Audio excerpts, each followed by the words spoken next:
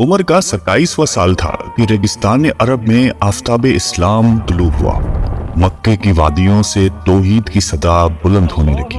مشرکین عرب کے ساتھ آپ کے لیے بھی یہ آواز نامانوس تھی۔ آپ اس پر سخت برہم ہوئے، یہاں تک کہ جس کے بارے میں یہ پتا چلتا کہ وہ مسلمان ہوا ہے اس کے جانی دشمن بن جاتے ہیں۔ ان کے خاندان کی ایک کنیز مسلمان ہو گئی تھی، اس کو اتنا مارا کہ مارتے مارتے تھک جاتے۔ اس کنیز کے علاوہ بھی جس پر زور چلتا اس کو خوب مارتے پیٹتے، لیکن اسلام کا نشہ ہی ایسا تھا جو ایک بار چڑھ جاتا تو اترنے کا نام ہی نہیں لیتا تھا۔ ان تمام سختیوں سے ایک شخص کو بھی اسلام سے نہ اتار سکے۔ قریش میں سیدنا عمر فاروق رضی اللہ تعالی عنہ کی طرح ابو جہل بھی مسلمانوں کی دشمنی میں صف اول میں تھے۔ ایک دن نبی اکرم صلی اللہ علیہ وآلہ وسلم نے دعا فرمائی کہ اے اللہ، اسلام کو یا تو عمر بن خطاب یا ابو جہل کے ذریعے معزز کر دے، مگر یہ دولت تو ازل سے ہی سیدنا عمر فاروق رضی اللہ تعالی عنہ کی قسمت میں لکھی جا چکی تھی۔ دعا نبی کی ہو تو اثر کیسے نہیں دکھاتی۔ اسلام کا سب سے بڑا دشمن جانثار اور دوست ہو گیا۔ اللہ نے عمر فاروق کو اسلام کی نعمت سے نواز دیا۔ ان کے اسلام لانے سے ایک زلزلہ برپا ہوا۔ مشرکین ان کے گھر کے ارد گرد جمع ہو کر نعرے بازی کرنے لگے، صبا عمر، صبا عمر، عمر بے دین ہو گیا۔ لیکن کسے معلوم تھا کہ عمر فاروق نے اپنی زندگی کا مقصد جان لیا تھا۔ سیدنا عمر فاروق رضی اللہ تعالی عنہ کے اسلام لانے سے ایک نیا دور شروع ہو گیا۔ اس وقت 40 کے قریب افراد اسلام میں داخل ہو چکے تھے، لیکن وہ نہایتی بے بسی اور مجبوری کی زندگی بسر کر رہے تھے۔ اعلانیہ فرائض مذہبی ادا کرنا تو درکنار، اپنے آپ کو مسلمان ظاہر کرنا بھی خطرے سے خالی نہیں تھا۔ کعبہ میں نماز پڑھنا تو ناممکن تھا۔ آپ نے مشرکین کو جمع کر کے بڑی جرأت مندی اور بہادری سے اپنے اسلام کا اعلان کیا۔ کسی میں اتنی ہمت نہیں تھی کہ آپ کے سامنے کھڑا ہوتا۔ آپ کے ماموں نے دیکھا کہ اسلام کا معاملہ تازہ ہے، کہیں مشرکین کوئی نقصان نہ پہنچا دے، چنانچہ انہوں نے اپنی امان میں رکھ لیا۔ لیکن امیر المومنین اسلام کے قبل اپنی آنکھوں سے مسلمانوں کی مظلومیت اور بے بسی دیکھ چکے تھے، اس لیے مسلمانوں کی محبت کی وجہ سے اس امان کو ٹکرا دیا اور عام مسلمانوں کی طرح مل کر مشرکین کے مصائب کو استقامت کے ساتھ سہنے کو تیار ہو گئے، اور اعلان کیا کہ اب نماز جماعت کے ساتھ کعبہ میں ادا کی جائے گی۔ یہ پہلا موقع تھا کہ مسلمانوں نے کعبے میں نماز ادا کی۔ اس بہادری کے انعام کے طور پر دربار نبوت سے فاروق کا لقب ملا۔ مکہ میں جس طرح مسلمانوں کی تعداد بڑھتی گئی، مشرکین قریش کے بغض و عناد میں بھی ترقی ہوتی رہی۔ پہلے وہ فطری خون خواری اور جوش مذہب کی وجہ سے اذیت پہنچاتے تھے، لیکن اب انہوں نے سیاسی استحصال بھی شروع کر دیا تھا۔ مکہ میں مسلمانوں کی زندگی مشکل سے مشکل تر بنتی جا رہی تھی۔ مسلمان حضور اکرم صلی اللہ علیہ وآلہ وسلم کی اجازت سے مدینے کے ساتھ مختلف ممالک میں ہجرت کرنے لگے۔ تمام مسلمانوں نے خفیہ اور پوشیدہ ہجرت کی۔ اس کے مقابلے میں سیدنا عمر فاروق رضی اللہ تعالیٰ عنہ نے آپ صلی اللہ علیہ وسلم سے اجازت ہجرت طلب کی۔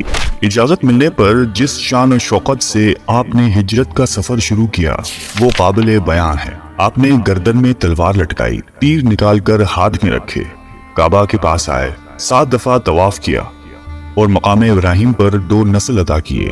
اشراف قریش کعبے کے ارد گرد چھوٹی چھوٹی جماعتوں میں بٹ کر بیٹھے ہوئے تھے۔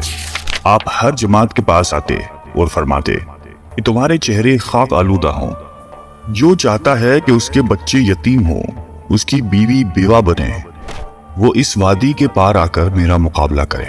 سنو، میں مدینے ہجرت کر رہا ہوں، کون ہے مقابلے کو تیار؟ آئے میدان میں۔ للکار فاروقی کے سامنے سب کی بہادری دم توڑ گئی اور کوئی بھی مقابلے کو تیار نہ ہوا۔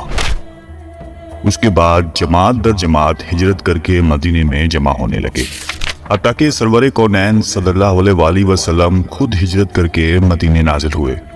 آپ صلی اللہ علیہ وآلہ وسلم نے مہاجرین اور انصار کے درمیان بھائی چارہ قائم کیا۔ انصار نے اس میں جان نثاری کی مثالیں قائم کر دی تھی۔ مدینے میں اب مسلمان سکون و اطمینان کے ساتھ عبادت کرنے لگے تھے کہ غزوہ بدر کا عظیم موقع پیش آیا۔ امیر المومنین اس موقع میں حضور اکرم صلی اللہ علیہ وآلہ وسلم کے لیے اپنی مقبرانہ رائے، معاملہ فہمی اور شجاعت و بہادری سے دست بازو بنے رہے۔ اس موقع میں مسلمان سرخرو ہوئے، کامیابی اور کامرانی ان کا نصیب بنی اور کفار کو شکست سے دوچار ہونا پڑا۔ اس موقع میں سرداران قریش کی بڑی تعداد گرفتار ہوئی۔ اس بات پر بحث ہونے لگی کہ ان کے ساتھ کیا معاملہ کیا جائے۔ سیدنا ابو بکر صدیق رضی اللہ تعالیٰ عنہ اور دیگر صحابہ کی رائے یہ تھی کہ ان سے فدیہ لے کر آزاد کر دیا جائے، جبکہ امیر المومنین کی رائے تھی کہ ان سب کو قتل کر دیا جائے۔ آپ علیہ السلام نے حضرت ابو بکر صدیق رضی اللہ تعالیٰ عنہ اور اکثر صحابہ کی رائے پر عمل کرتے ہوئے ان تمام کو فدیہ لے کر آزاد کر دیا۔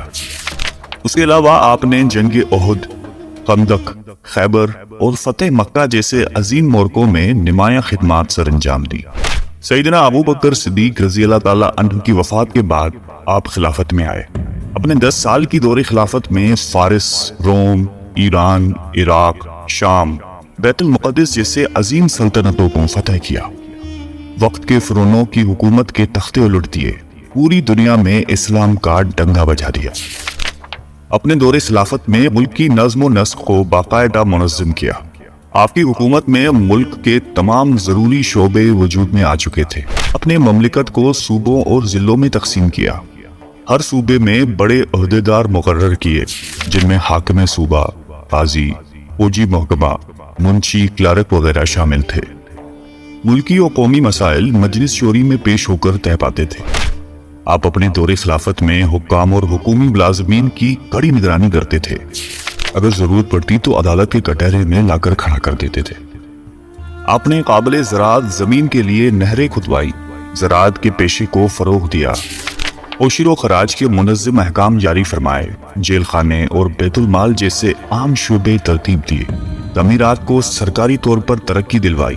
آپ نے نئی آبادیاں قائم کی جس میں بصرہ، کوفہ اور دیگر شہر شامل ہیں۔ اشاعت اسلام کے لیے آپ کی خدمات قابل قدر ہیں۔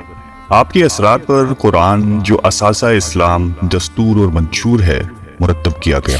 آپ نے اپنے دور خلافت میں اس کے درس و تدریس کو رواج دیا، معلمین، حفاظ اور موزنین کی تنخواہیں مقرر کی۔ اشاعت حدیث کے لیے بھی صحابہ کو مختلف ممالک کی طرف روانہ فرمایا۔ آپ نقل احادیث میں بڑی احتیاط فرماتے تھے۔ تمام ممالک میں فقیہ کرام کو مقرر کیا۔ مختلف فقہی مسائل میں صحابہ سے مشورہ کر کے ایک رائے طے کرواتے تھے۔ مسجد نبوی کو وسعت دی، نئی مساجد تعمیر کروائیں، ان کی ضروریات کا بندوبست کروایا، حرم کی توسیع کی۔ آپ کے دور خلافت کا نمایاں وصف عدل و انصاف تھا۔ شاہ و گدا، امیر و غریب، عزیز و بیگانہ، سب کے لیے ایک ہی قانون تھا۔ عدل فاروقی کا دائرہ صرف مسلمانوں تک محدود نہیں تھا، بلکہ ان کا دیوان عدل مسلمان، یہودی اور عیسائی سب کے لیے یکساں تھا۔ آپ فطرتاً ذہین اور صائب الرائے تھے۔ آپ کی رائے کے مطابق کم و بیش 20 آیتوں کا نزول ہوا، جنہیں موافقات عمر کے نام سے یاد کیا جاتا ہے۔ اسیران بدر، اذان، حرمت شراب، مقام ابراہیم کو مسلح بنانا اور ازواج مطہرات کے پردے سے متعلق آراء مشہور ہیں۔ قربت نبی علیہ السلام کی وجہ سے آپ کو احکام میں بہت مہارت تھی۔ اس کے باوجود بھی کسی مسئلے میں الجھن ہوتی تو بلا پسو پیش صحابہ سے دریافت فرما لیتے۔ قرآن مجید کی تلاوت کرتے وقت مجتہدانہ انداز سے بڑا غور فرماتے تھے۔ اس کی بدولت قرآن مجید سے دلائل دینے میں بڑی مہارت تھی۔ آپ کے اخلاق و عادات دین محمدی کی عملی تصویر تھے۔ آپ کے آئینہ اخلاق میں خلوص، دنیا کی لذتوں سے اجتناب، حفظ لسان، حق پرستی، راست گوئی، تواضع اور سادگی کا عکس نمایاں نظر آتا تھا۔ جنت کا پروانہ ملنے کے باوجود آپ کا خوف خداوندی اور خشیت الہی قابل دید تھی۔ رات بھر عبادت، ذکر و اذکار میں مشغول رہتے۔ نماز میں عموماً ان آیات کی تلاوت فرماتے جس میں خدا کی عظمت و جلال کا بیان ہو۔ ان کی آیات کی وجہ سے آپ اس قدر روتے کہ ہچکی بن جاتی۔ سیدنا عمر فاروق رضی اللہ تعالیٰ عنہ کے دل میں حب رسول اور اتباع سنت رچی بسی ہوئی تھی۔ آپ جمال نبوت کے سچے شہدائی تھے۔ اس راہ میں جان و مال، آل و اولاد، عزیز و اقارب کی قربانی سے پیچھے نہیں ہٹتے تھے۔ زہد و قناعت کا پیکر تھے۔ دنیا کی طلب، حب جاہ و مال سے نفرت فرماتے تھے۔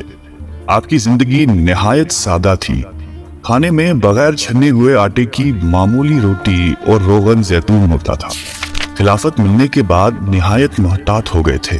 فقر و فاقہ اور تنگ دستی سے زندگی بسر کر لیتے تھے۔ نہایتی متواضع شخصیت کے مالک. خاکساری کا یہ عالم تھا کہ کاندھوں پر مشکیزہ رکھ کر بیوہ عورتوں کے لیے پانی بھر لاتے تھے، بازار سے ان کو سودا وغیرہ لا کے دیتے تھے. آپ کی زندگی رحم دلی سے بھرپور تھی، البتہ دینی معاملات میں سختی تھی. آپ اپنے بچوں اور ازواج سے نہایتی محبت کرتے تھے. فیروز نامی ایک پارسی غلام نے آپ سے اپنے آقا کے بھاری محصول کی شکایت کی. شکایت بے جان تھی، اس لیے آپ نے کوئی توجہ نہ کی. اس پر وہ آگ بگولا ہوئے اور صبح کی نماز میں خنجر لے کر اچانک حملہ کر دیا اور مسلسل 6 وار کیے. زخم ایسا کاری تھا کہ آپ اس سے جانبر نہ ہو سکے. آخری وقت میں اہم وصیتیں کی. 3 دن اس کشمکش میں رہ کر محرم کی پہلی تاریخ ہفتے کے دن 24 ہجری کو اسلام کا عظیم چراغ بجھ گیا اور اپنے محبوب آقا کے پہلو میں ہمیشہ کے لیے میٹھی نیند سو گیا. اللہ تعالی ہم سب کو قلب سلیم عطا فرمائے اور قرآن اور حدیث پہ چلنے کی توفیق عطا فرمائے. آمین.